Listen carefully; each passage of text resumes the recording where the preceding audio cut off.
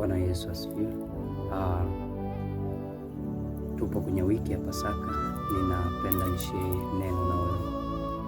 Kuna watu hawajui Pasaka imeanzia wapi, na kuna watu hawajui kwa nini wanasherehekea Pasaka.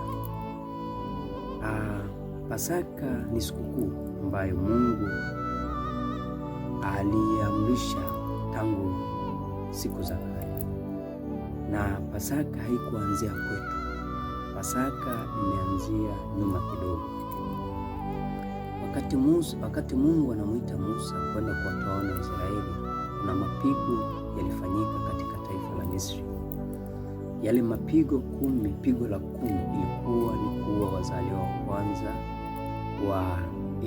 wa Misri, na wale wazaliwa wa kwanza, ili taifa la Israeli wasipatwe na hiyo pigo, ilikuwa ni lazima wachinje kondoo, halafu wapakaze ile damu katika milango yao.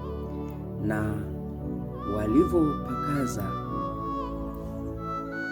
Mungu alivyopita hakuwazuru zile nyumba ambazo imepakazwa katika milango damu, lakini tunaona ile pigo iliua wazaliwa wa kwanza wa taifa la Misri mpaka mtoto wa mfalme Farao.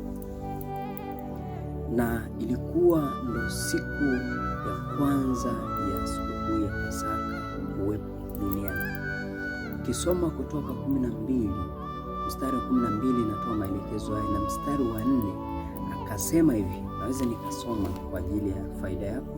Mstari wa 14 anasema, na siku hii itakuwa ukumbusho kwenu, nanyi mtaifanya iwe sikukuu kwa Bwana.